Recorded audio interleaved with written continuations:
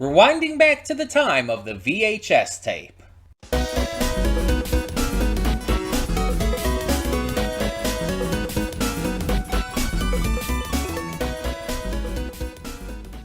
Hey everyone, welcome to Princess Gay. I'm your host Connie, and today we are here with my blind reaction to VHS 2.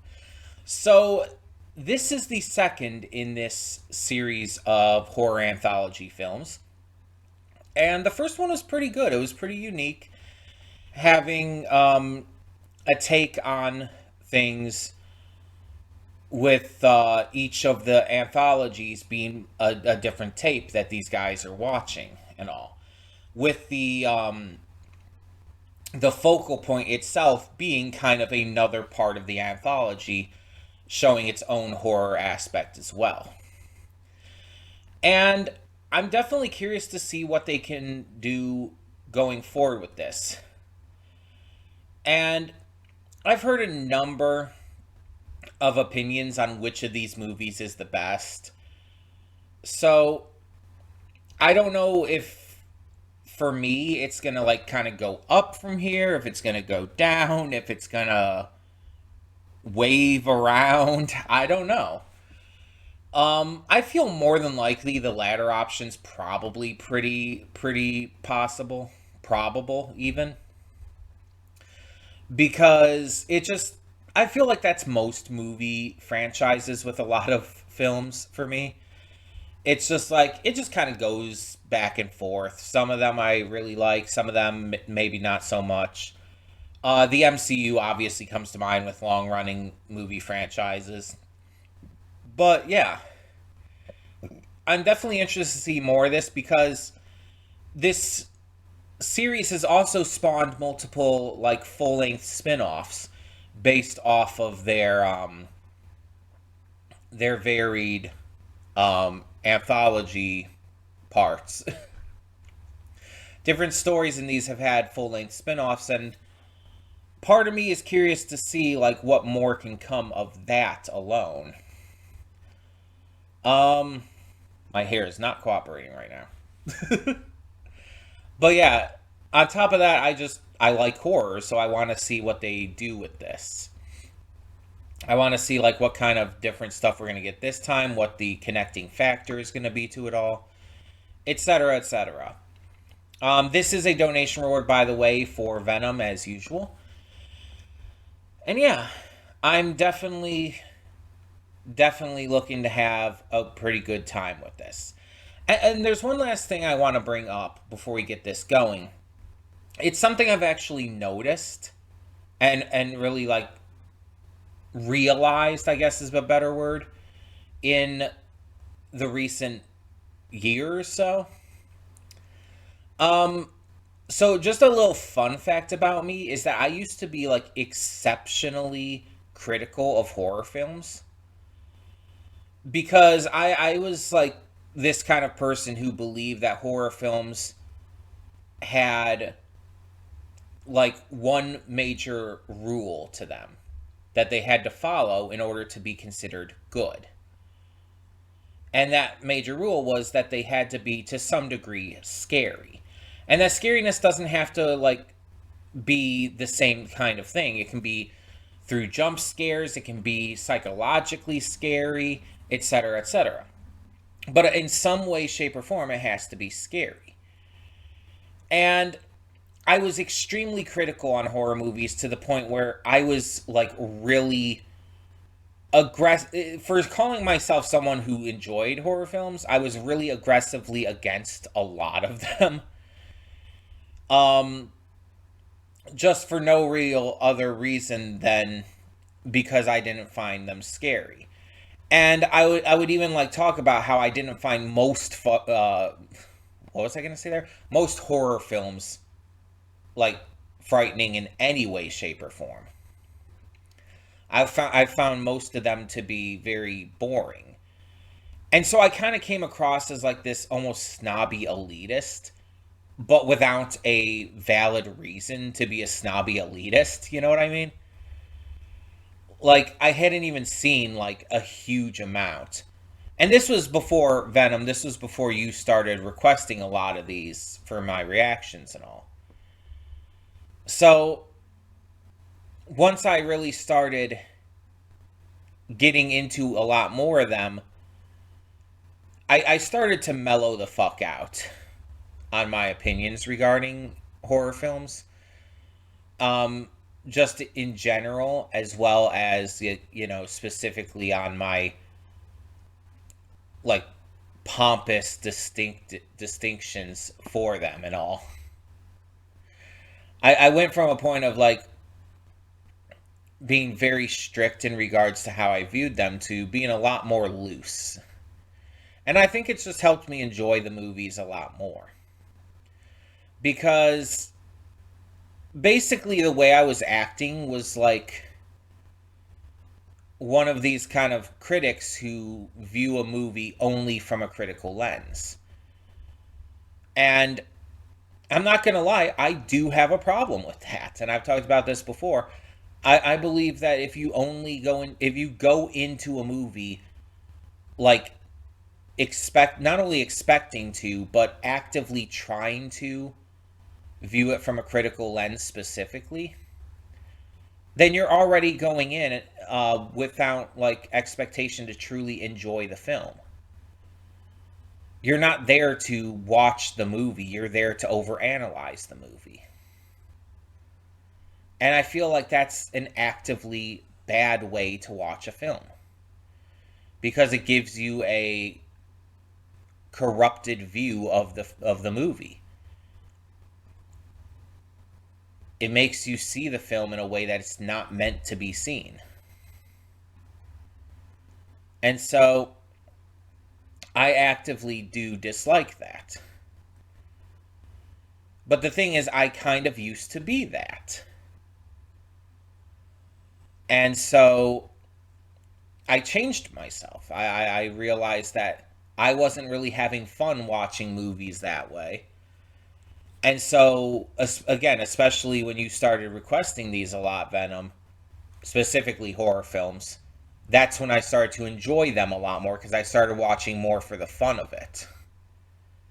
And now, yeah, I have a lot more fun watching these movies. I enjoy them a lot more. And I'm just, vibing. I'm vibing to all of the crazy horror, all the gore effects and everything. And I'm enjoying, like, a lot more types of horror than I used to as well. Um, I can tell you right now, back in the day, I probably would have never watched a movie like this. An anthology horror film I would have seen as, like, just a boring concept and would not have been interested at all. But now, I love the idea. I think it's a fantastic, fun idea. So, we're going to get into this and see what this one has in store for us. And I mean, maybe it'll be better than the first. Maybe it won't. It's all subjective anyway, so we'll see what I think of that. Um, but yeah, let's get into it and find out. Hold up just a sec. Before you click that link down in the description below to get to today's video, I want to remind you of all the awesome content we have both on this channel and the Princess of Gaming channel. Let's check it out.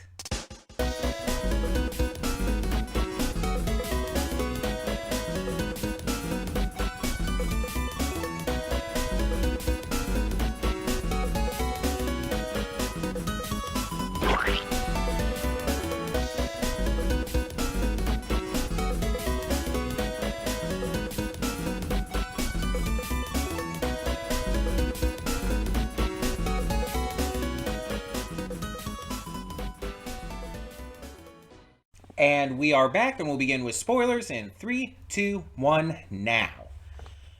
So, yeah, this was interesting, and I kind of have mixed thoughts on these anthology short films. And I feel like that's just going to happen every time we react to something like this. Some of them are better than others. It's just really that simple. We're going to talk through them all, though, and I'll give my thoughts, and I'll like reveal like which is my favorite, which is my least favorite, so on and so forth. I'm going to start by talking about tape 49 as a whole, the entire frame narrative, um, rather than just talking about everything in, like, specifically the order it's shown. So, tape 49 focuses on a duo of private investigators who are hired by this woman to find her missing son. And we first meet the male investigator as he's filming this woman who's like cheating on her husband, I guess. And so he's gathering evidence to that. But let's be honest, he's being very creepy about it. He's being very weird about it. But him and this woman who I think is his like girlfriend or, wife maybe. He calls her baby and stuff like that, so I presume. They take on this job, and so they go into this house that the guy was at, the son, and they see the setup with all the tapes and all. Kind of a similar setup to the first film, but obviously a different specific narrative going on. Um, they start to watch his tapes. Well, she starts to watch his tapes. He goes off and explores the house. And that's where we get into everything. As we cut back, we start to see more and more she's getting more like disheveled and like seems like almost tranced and whatnot. And eventually he comes back to find her having killed herself, is what I got from that. So he's grieving, but sees a tape that's like marked specifically to be watched. He puts it in. It shows the son seemingly kill himself, but then rise back up instantly and like run off. And then she rises back up, attacks him. He runs away, ends up killing her, I guess, after she finds him in the closet. But then the son is in the closet, kills him, and it's like, okay. Um, it was interesting, I guess. Nothing too spectacular, but it's a frame narrative. It's not really meant to be the most interesting part of the movie. It's not meant to be the most interesting of the shorts. So it's just meant to act as a frame narrative to give reason for the others. Um, Moving on though, the first one we touched on was Phase One clinical trials. This was about the guy who was seeing the spirits of the dead after he got the ocular implant. And yeah, this one was like pretty standard. I've seen like ghost stories kind of done through like some kind of like cybernetic implant or stuff like that. I've seen like where, oh, this person gets in an accident and afterwards they're just seeing dead people and stuff. Things like that. Um, the cybernetic eye was really interesting, like as a concept. I'm not sure if like our technology is that advanced, realistically right now, but it was an interesting concept. And I like how like we're introduced to this woman. We first see her at the clinic, and while she's there, she like obviously stares at him. It's like, oh, that's weird. But then she comes back and she starts to explain. It's like, oh, I had a cochlear transplant in the ears and all, and I've been hearing the spirits of the dead, like you've been seeing them. And she's explaining it all, and they have sex because apparently that's going to distract her creepy uncle's spirit or something. Um, but then overnight, after he wakes up, Clarissa is dragged into the pool and drowned. He tries to save her but fails, and then he ends up after ripping the implant out of his eye socket like violently and horrifically. Did not like that. He ends up being killed by the ghosts anyways, it seems. It was a little bit of a confusing ending, but apparently it's like the knife with the implant on it is like shoved into his throat and he's killed that way. So, okay. By the little ghost girl and her dad, I guess, from what I read. I had to look it up. I had to look a couple things up to understand exactly. Um, but yeah, it was pretty basic. It was good. It wasn't anything like spectacular, but it was good. The next one was A Ride in the Park. So this is a zombie one and focuses on this cyclist who is just trying to go for a ride in the park. He ends up finding a what seems to be like a hurt person, ends up getting bitten by the zombie, and eventually turns into a zombie. He's found by these other cyclists. He bites them. They turn into zombies as well. And we just go on from the perspective of zombies as they terrorize a birthday party. It's a great concept because, like, just seen from the perspective of the zombies is such a great idea. Um, and otherwise, it plays out like, a typical zombie story until the end. The ending where he hears her voice because he accidentally butt dials her on the phone, and it snaps him out of it. Like he regains his human consciousness enough to be able to end himself, to stop himself from attacking anyone else. Like that shit made me cry, man. Like that shit fucked me up.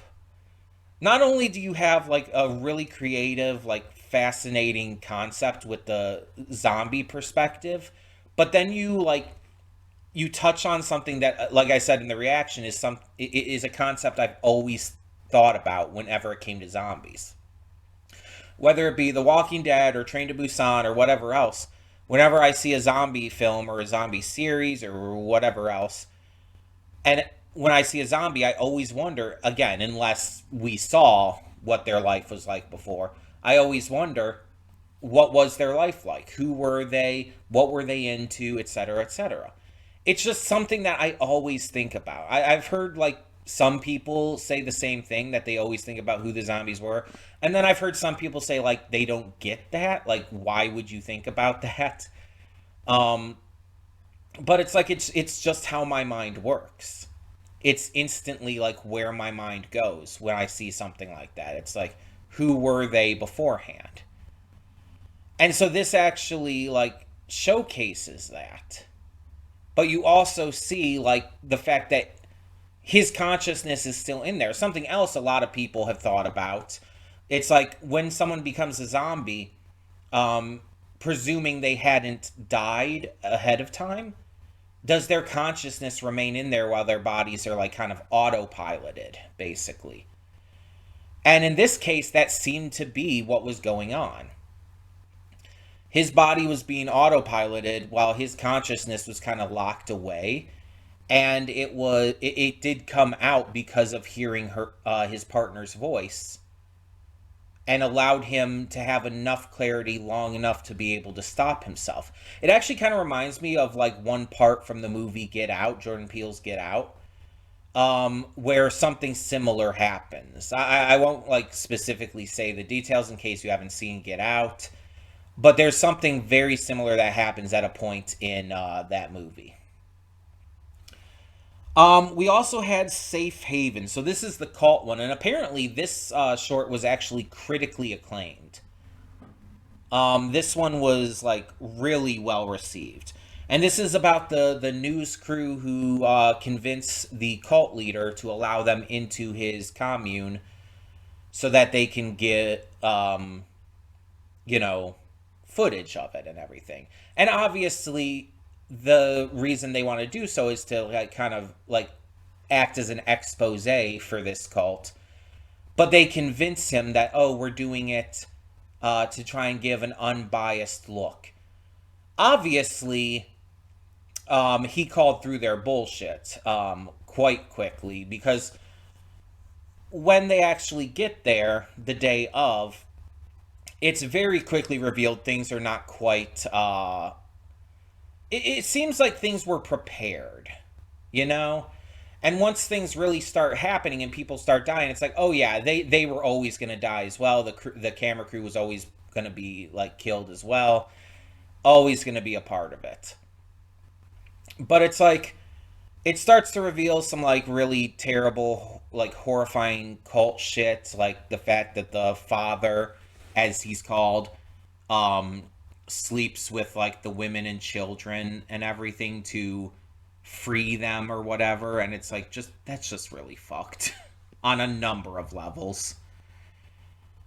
um but we also see like kind of some weird shit happening, like dude dragging some weird bags and some weird motions and movements and stuff going on. It's like very clear right away that shit's gonna go very, very fucking bad. And then they start to interview but have to switch the camera battery. And so everybody kind of gets split up, because there's the fiance, and she ends up going along out to like investigate the stuff with the children, pretending to be sick. She's met up with um, the best friend, who is revealed to have been having an affair with her. Um, and that's found out because the main guy ends up seeing this, because he went to the van to get the battery, where there's a TV and monitor. That's the word. And he ends up seeing through their cameras and stuff and hearing what's going on. So he knows about the affair. And then there's the cameraman in the office with the leader still. And so they're all kind of separated.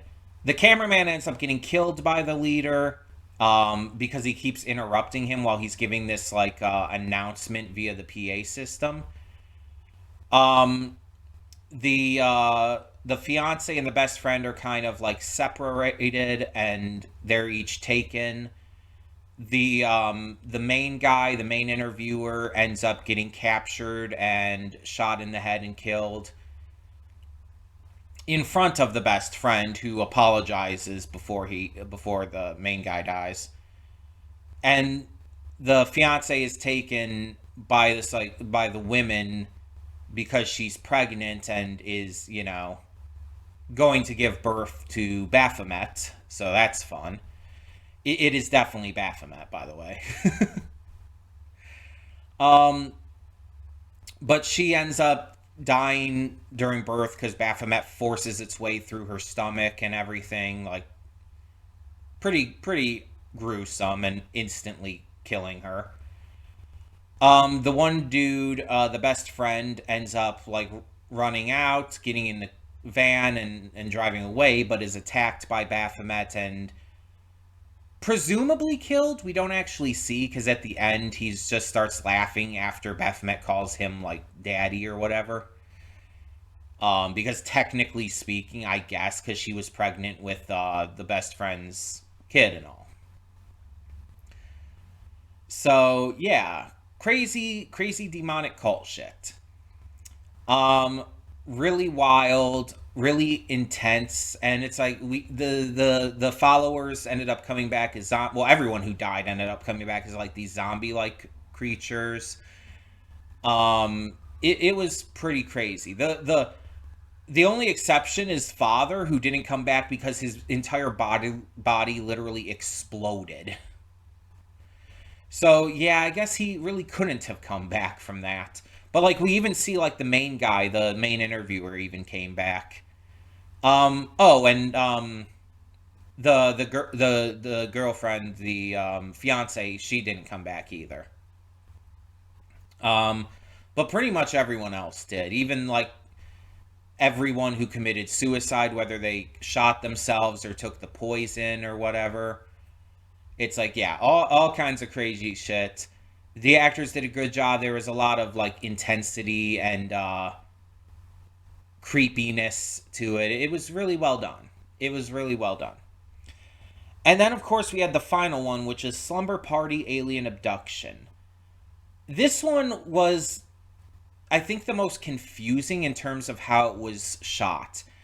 Like, they're all obviously found footage, but this one was like the most erratic with that. Um, so we have a family, right? The parents go off. I don't remember. I don't know if it actually said where they were going. If it did, I missed it.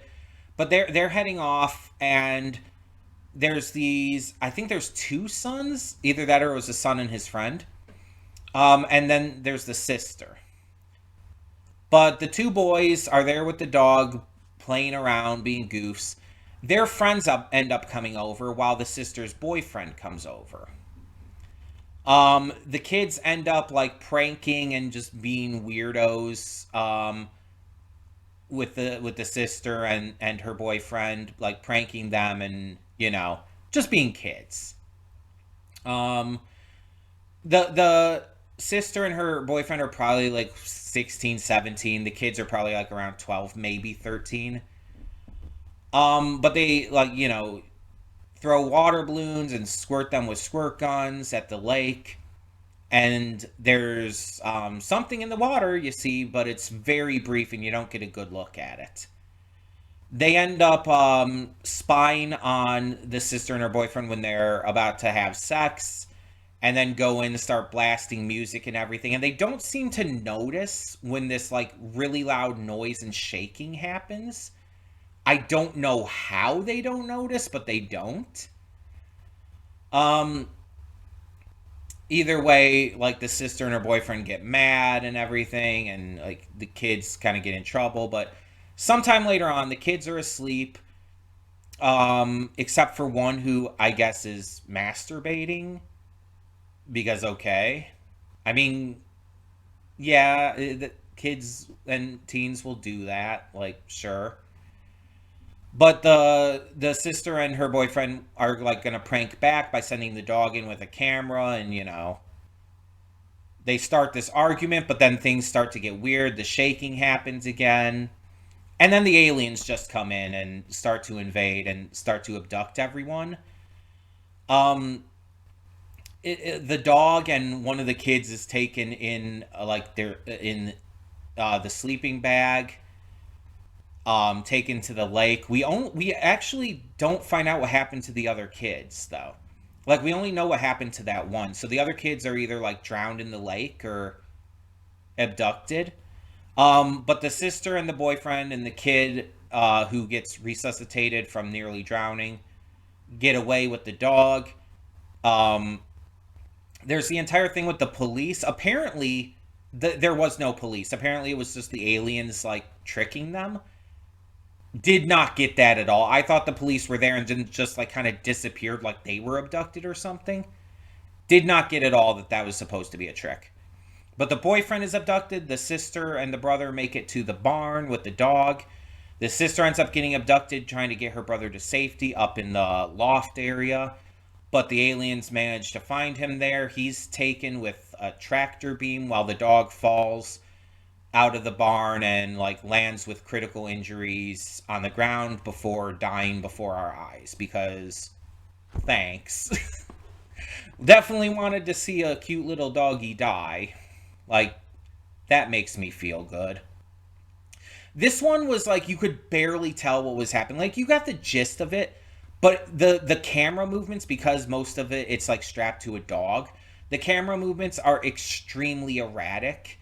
And a lot of the time you can barely see the aliens. And I think that's the point. I think it's like supposed to like kind of like represent like old alien footage and everything where it's like, oh, they're barely visible or you could barely tell what you're even looking at.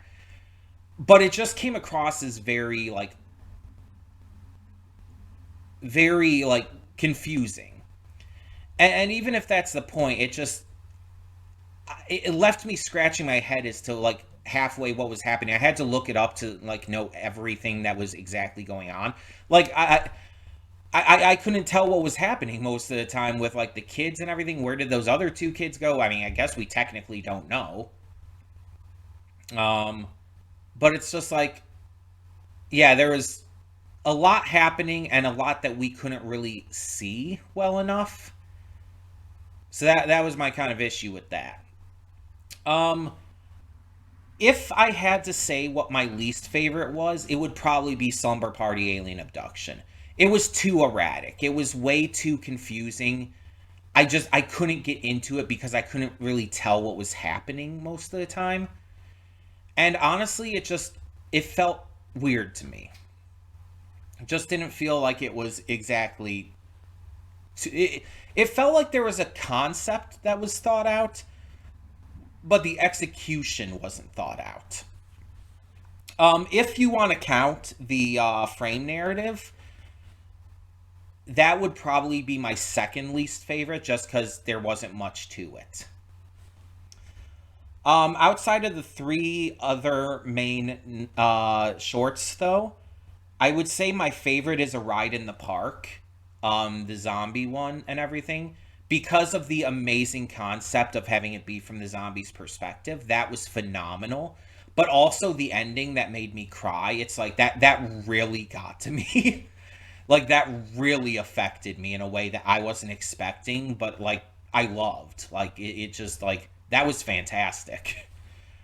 Um After that, I would say Safe Haven is my second favorite, and then like Phase One Clinical Trials, I guess, would be kind of right in the middle of the five total. So from favorite to least favorite, I would say A Ride in the Park, Safe Haven, Phase One Clinical Trials, Slumber Party, Alien Abduction, or no, the Frame Narrative, Tape 49, then Slumber Party, Alien Abduction. I would say that's my order for them. But yeah, I thought this was overall really good. I enjoyed it, and I definitely can't wait to see more of these. I know there's like I think 3 or 4 more of these, so I'm definitely excited to see more. But in the meantime, tell me in the comments below what you thought of this anthology film. What was your favorite of the shorts, and what was your least favorite? Let me know down in the comments below. But for now, thank you so much for tuning in. Thank you, as always, Venom, for donating. I'm Connie, and I'm signing off. See y'all next time.